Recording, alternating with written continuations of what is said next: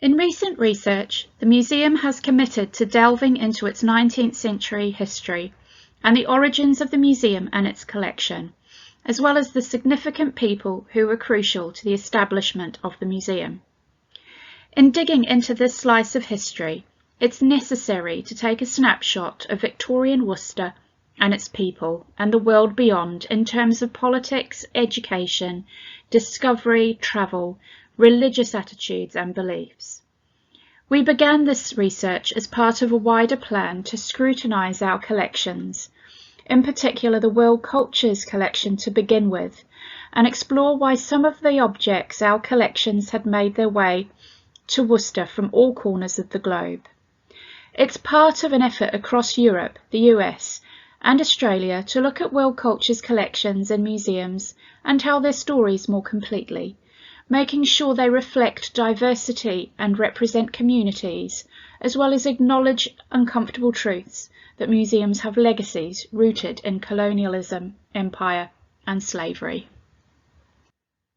The collections in Worcester's Museum and Art Gallery reflect the interests of the Victorians.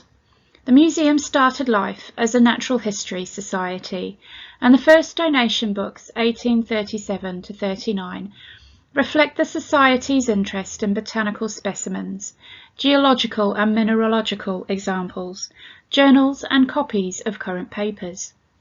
Individual donations or offers of donations are recorded in the first donations book, such things as 2 caterpillars of the death-head moth from Mr. Hastings, a drawing of a skull from a very large unknown animal from Mr. Bullock, and a number of coins and tokens from the Reverend J. Vernon. It was the age of Charles Darwin, Ada Lovelace, Alexander Graham Bell, Ernest Shackleton, Edward Wilson, people who wanted to discover and explore and then educate and enthuse the population. The Great Exhibition of 1851 in London, organised by Prince Albert, was an opportunity to show the world the culture and invention of the period, and inspired by this, Worcester hosted its own Great Worcester Exhibition of 1882, held at the Worcester Engine Works at Shrub Hill. Worcester, of course, had its own eminent Victorians, whose dedication to the advancement of culture and design, medicine, philanthropy is to be admired. Sir Charles Hastings is important to our story, as it was him who founded the Natural History Society, which became the Worcester Museum. He was a doctor who strived to improve public health, campaigned for better living conditions for the poor, and generally had a social conscience, which inspired him to improve the prospects of local communities. His legacy of a natural history collection was established to enthuse generations and to gain insight into the natural world. He was awarded a knighthood from Queen Victoria for his medical work and his social campaigning. He founded the Society in 1833, and its focus in the first years was very much natural history, but the donations books also list objects that were collected from all around the world, including bows and arrows, clubs, fans, Chinese slippers, a necklace of seashells, a South Sea Islander's cap, Asiatic journals, and much more to reflect an interest in the world beyond our shores. The names next to these objects indicated men that travelled with the British Army, the Royal Navy, or were posted abroad to take up administrative positions in the colonies. For this research, we wanted to investigate both the objects that were arriving in Worcester and were directed towards the museum's collections during the 1830s and 40s, but also investigate the monetary donations from local nobility and recognise that institutions like ours benefited from wealth created through empire. Beginning with Lord Littleton, who was the first president of the Natural History Society. Lord Littleton was a Whig politician, a British peer, and was made Lord Lieutenant of Worcester.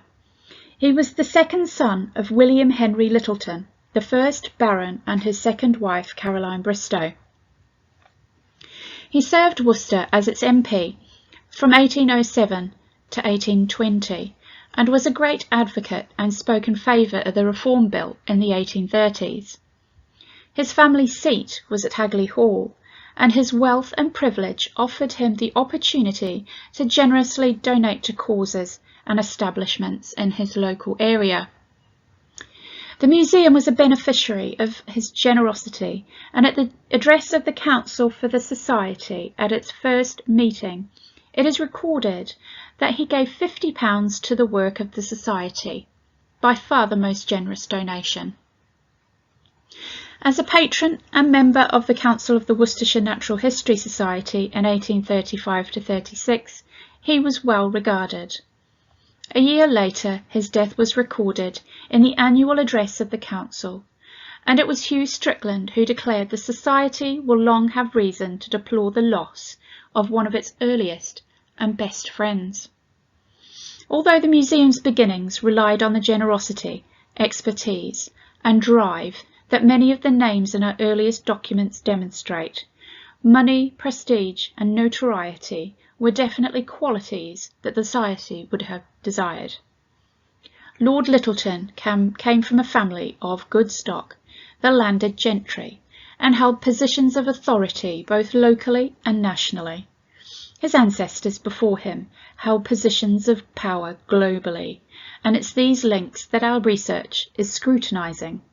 The wealth that drove the Victorians' desire to build an empire, a land of industrial might. Lord Littleton's inherited wealth came from money made by the riches of the empire, and you need to rewind a generation to discover these links. Both his father and his father-in-law were heavily involved in colonial administration and investments in companies trading in African slaves.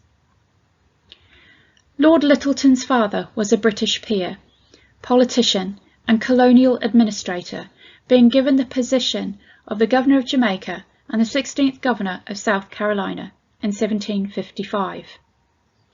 It was here that Littleton led a military force against the Cherokee after years of tension, a conflict that was to last 3 years. The last governor to lead troops into battle. The British formally declared war on the Cherokee in 1759, and yet the Cherokee still desired peace. A delegation of 31 indigenous Americans travelled to meet Littleton in Charlestown in order to state their terms. However, they were refused a meeting with him and were instead imprisoned. Their arrests caused a retaliation from the Cherokee, and a siege and attack took place at Prince George Fort, resulting in the deaths of many Cherokee. Littleton was said to have instructed the fort's commander to display their scalps neatly ornamented to the tops of our fort's bastions.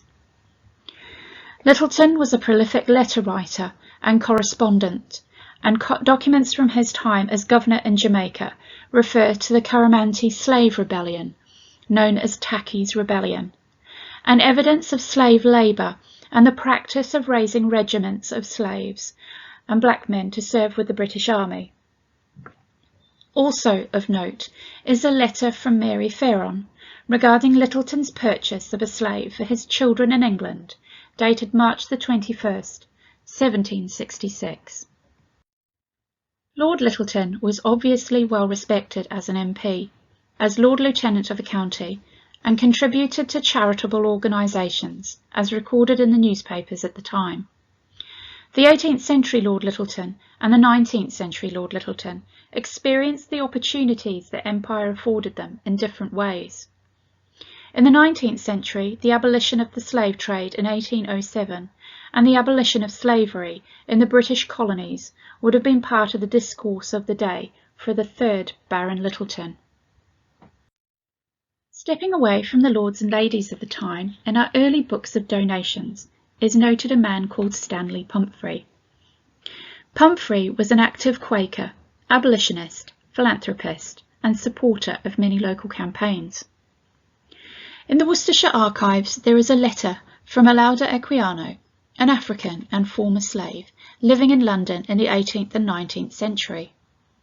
Equiano and Pomfrey were in contact by post, and Pomfrey subscribed to one of Equiano's books. Equiano visited Worcester in 1793. The letter thanks Pomfrey for introducing him to Quakers, which helped him sell more books. Stanley Pomfrey is also mentioned in Turberville as one of those who attended local meetings to discuss the abolition of slavery. In the second accession register, there is a long list of donations from a Mr. Pomfrey, which includes several copies of the Madras Journal, Literature and Science. From the end of the 18th century and into the 19th century, tours of both black and white anti-slavery speakers and campaigners drew crowds wherever they went and received much support. The first anniversary of the Worcester Natural History Society was held at the Guildhall with upwards of 600 people present, according to the Worcester Herald's report on the 22nd of May, 1834. A request was made for donations towards the funding of a museum building to which Lord Littleton, Earls Coventry and Beauchamp, and Lords Foley and Ward all contributed. Lord Ward contributed £10, which would be worth around £1,000. William Humble Ward, 10th Baron Ward, was a clergyman who succeeded to the Dudley barony. William Humble Ward was rector at Himley, Staffordshire, who inherited the title of Baron Dudley from his second cousin, 3rd Viscount Dudley. He was from a political family, including his son William Ward, who became 1st Earl of Dudley. He held several plantations and estates on the island of Jamaica. William Humble Ward was the recipient of payouts for the loss of income from slave ownerships when the slave trade was banned. Dr. Nick Draper from UCL, who studied compensation, revealed that 1/5 of wealthy Victorians derived their wealth from the fortune made from slave payouts. The last person and family connected to Worcester Museum to be highlighted in this talk is John Howard Galton, who donated a noble Newfoundland dog for a skeleton through Mr. Rose. Galton was born in 1794 at Hadsaw House in Droitwich and died in Rome in 1862. He married Isabella Strutt in 1819. John Howard Galton was the youngest son of Samuel Galton. He served as sheriff for the county, and he may have been involved in his family's banking endeavours. Samuel Galton was born in Smethwick. Despite being a Quaker, he was a manufacturer of arms at a firm in Steelhouse Lane in Birmingham, and sold guns to the army. His relationship with the Quakers was to become strained when the largely pacifist Christian Society accused Samuel of his links to the slave trade.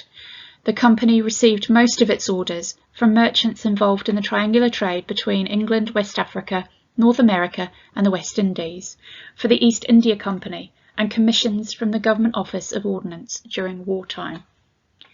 In 1795, the Quakers argued that the gun trade and the Christian faith were incompatible.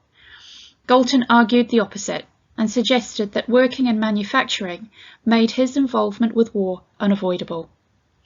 Galton was, however, disowned by the Quakers. Samuel Galton left the business to concentrate on banking. The family owned a bank founded on their gun wealth, which was much later to become HSBC. The other big banks connected to Galton's Quaker work were Lloyds and Barclays. The Galtons were the biggest and most important gun makers in the country. He left his gun trade in 1804 to begin his career in banking. The Quakers did, however, accept a large donation from Galton for their Quaker burial ground. This picture that you see on this slide is a bust of Sir Douglas Strutt Galton, son of John Howard Galton, on display in Gallery 2 and sculpted by Sir Thomas Brock. This has been an important piece of research for Museums Worcestershire that highlights some fascinating and sometimes unsavoury aspects of our funders and founders. These aspects have remained hidden for some time.